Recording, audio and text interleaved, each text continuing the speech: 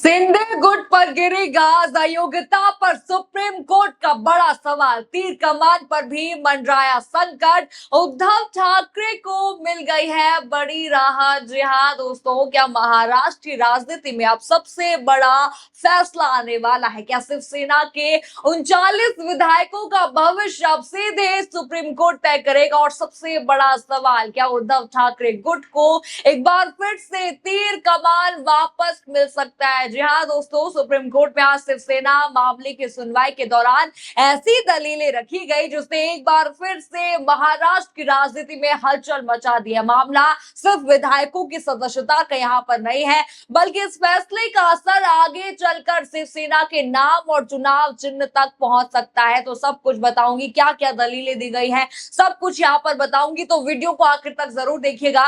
नमस्कार, मैं हूं राधा राणा और आप देख रहे हैं प्यार भी। दोस्तों, आज सुप्रीम कोर्ट में सीजेआई सूर्यकांत की अध्यक्षता वाली बेंच के सामने शिवसेना दल बदल मामले में सुनवाई यहां पर हुई है। और सुनवाई के दौरान एक ऐसा सवाल पूछा गया जिसने पूरे मामले को बेहद ही दिलचस्प यहां पर बना दिया। सुप्रीम कोर्ट की बेंच ने पूछा, डिस्क्वालिफाइड फ्रॉम व्हाट, यानी कि डिस्क्वालीफाई किस चीज से, ये यहाँ पर सवाल पूछा गया। अब आप यहाँ पर सोच रहे होंगे कि आखिर ये सवाल इतना बड़ा यहाँ पर क्यों बन गया। चलिए, इसके लिए बड़ी हेडलाइन स्क्रीन पर देखिए। लाइव ब्लॉग की हेडलाइन है, क्या हम आज एकनाथ शिंदे को अयोग्य घोषित कर सकते हैं? सुप्रीम कोर्ट ने यूबीटी गुट से पूछा सवाल। हेडलाइन आपने देखा। दरअसल दोस्तों, जिस महाराष्ट्र विधानसभा की विधायकों की सदस्यता को लेकर विवाद यहाँ पर चल रहा है, उसका कार्यकाल अब खत्म हो चुका है। यानी देखिए, 2019 से 2024 वाली विधानसभा इनकी समाप्त हो चुकी है और 2024 में नई विधानसभा का चुनाव भी हो चुका है। तो सवाल उठता है कि अगर पुरानी विधानसभा इनकी खत्म हो गई है, तो अब उन विधायकों को डिस्क्वालीफाई करके आखिर हटाया कहां से जाएगा? यहीं से दोस्तों आज की पूरी सुनवाई का सबसे अहम मोड़ यहाँ पर शुरू हुआ है। उद्धव ठाकरे गुट की तरफ से वरिष्ठ वकील देवदत्त कामत ने सुप्रीम कोर्ट में साफ कहा कि हम आज किसी विधायक की कुर्सी वापस नहीं मांग रहे, हम सिर्फ ये चाहते हैं कि अदालत ये घोषित करे कि जिस दिन कथित दल बदल हुआ था उसी दिन उनकी सदस्यता खत्म मानी जाए। यानी दोस्तों, यहाँ लड़ाई सिर्फ आज की कुर्सी की नहीं है, बल्कि उस तारीख की लड़ाई है जिस दिन कथित तौर पर दल बदल हुआ था।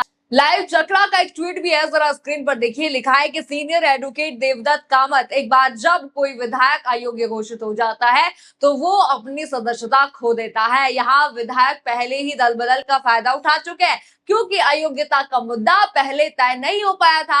आज भी वो फायदे जारी हैं, क्योंकि सिंबल्स ऑर्डर विधायकी जो है बहुमत के टेस्ट पर टिका है। कामत यहाँ आगे कहते हैं कि अगर ये कोर्ट स्पीकर के उस टेस्ट पर भरोसे को गलत पाती है तो उस फैसले के जरूरी नतीजे होंगे बेंच अयोग्य किससे।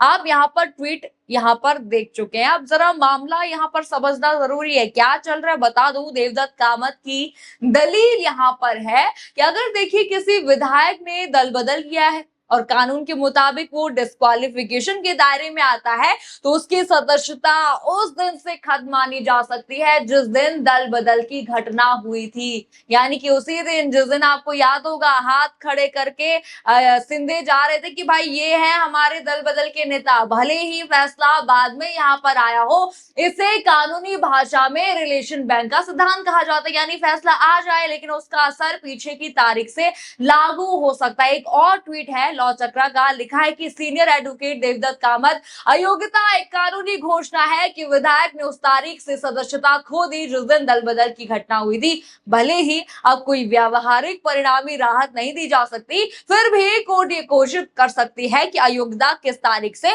प्रभावी हुए। कामत यहाँ पर कहते हैं कि इसलिए कई नजीरे हैं जिनमें हाईकोर्ट के फैसले भी शामिल है जिन्होंने ऐसी शक्ति का इस्तेमाल किया।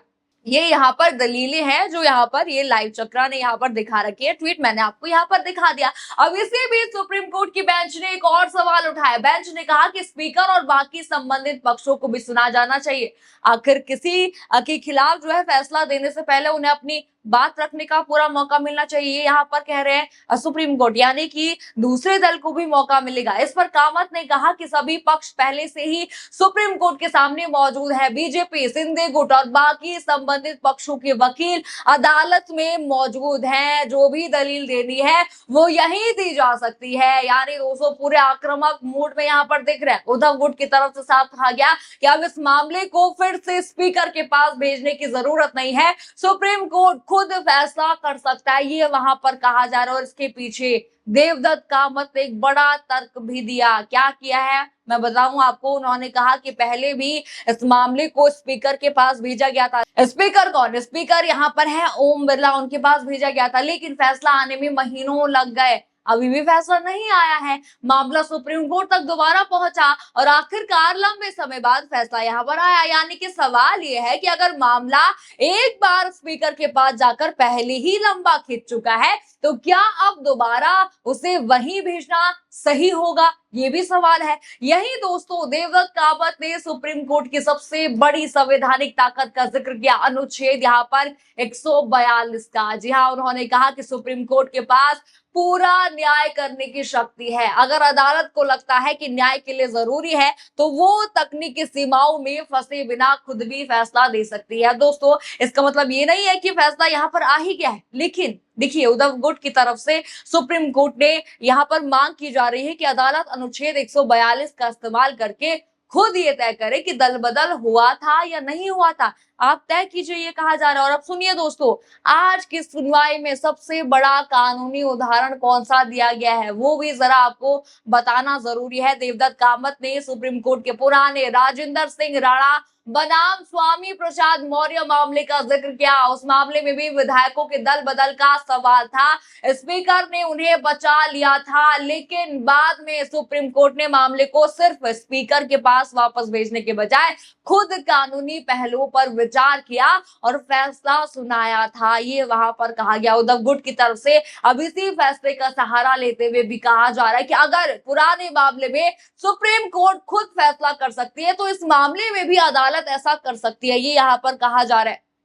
आप देख सकते हैं बहुत बड़ी दलील यहाँ पर दे चुकी है। असली लड़ाई अब यहाँ तक पहुंच चुकी है कि सुप्रीम कोर्ट खुद फैसला करे या मामला फिर से किसी दूसरी प्रक्रिया में चला जाए। लेकिन दोस्तों कहानी यहाँ खत्म नहीं होती है। अब सबसे बड़ा सवाल है कि अगर सुप्रीम कोर्ट ये मान लेती है कि संबंधित विधायकों ने उस समय दल बदल किया था तो इसका असर क्या सिर्फ उनकी पुरानी सदस्यता तक यहाँ पर सीमित रहेगा या फिर इसका असर आगे चलकर शिवसेना के चुनाव चिन्ह और पार्टी पर अधिकार के विवाद पर भी पड़ सकता है? साफ साफ यहाँ पर ये सवाल बनता है। अब देखिए देवदत्त कामत ने अदालत में इसी बात को लेकर बड़ी दलील दी। उनका यहाँ पर कह रहा है कि सिंधे गुट को शिवसेना का चुनाव चिन्ह देने के फैसले में विधायकों के बहुमत को भी महत्वपूर्ण आधार माना गया था। ऐसे में अगर सुप्रीम कोर्ट ये तय करती है कि जिन विधायकों के बहुमत के आधार पर फैसला हुआ उनमें से कई विधायकों का दल बदल ही कानून के खिलाफ था तो फिर उस आधार पर उठे आगे के फैसलों पर भी सवाल खड़े हो सकते हैं। यानी कि साफ है यहाँ पर उद्धव ठाकरे के लिए बहुत बड़ी जीत मानी जा रही है। यानी कि फिर से उनका झंडा उन्हें वापस मिल सकता है, उनका तीर कमान उन्हें वापस मिल सकता है। यानी दोस्तों यही वजह है कि ये सुनवाई सिर्फ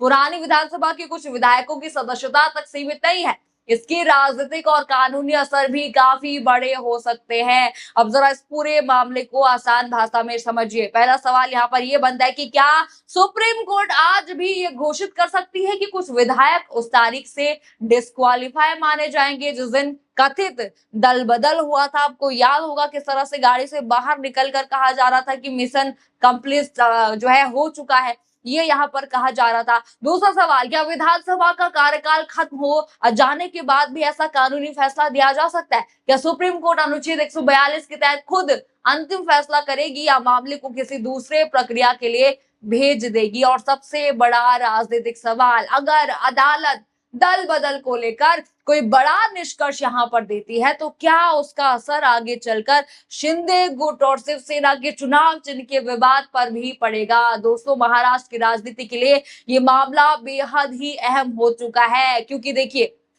एक तरफ उद्धव ठाकरे गुट इसे अपनी बड़ी कानूनी लड़ाई मान रहा है, तो वहीं दूसरी तरफ शिंदे गुट और बीजेपी के लिए भी ये बहुत बड़ा झटका यहाँ पर देखा जा रहा है। अब देखने वाली बात होगी कि सीजेआई सूर्यकांत की बेंच आगे क्या रुख अपनाती है। क्या सुप्रीम कोर्ट खुद फैसला करेगी? क्या कथित दल बदल की तारीख से डिस्क्वालिफिकेशन पर कोई कानूनी घोषणा होगी? और अगर ऐसा होता है तो क्या आने वाले दिनों में तीर कमान के विवाद में भी एक नया मोड़ आ सकता है? इन सभी सवालों पर आपकी क्या राय है? क्या सुप्रीम कोर्ट को अब खुद इस मामले का अंतिम फैसला कर देना चाहिए या फिर यह मामला किसी दूसरे संवैधानिक प्रक्रिया के तहत आगे बढ़ना चाहिए? अपनी राय हमें कमेंट बॉक्स में जरूर बताइए। खबर आपको पसंद आई हो तो वीडियो को लाइक करें, शेयर करें और चैनल को सब्सक्राइब करना बिल्कुल मत भूलिएगा और बने रहिए पीआरबी के साथ। धन्यवाद।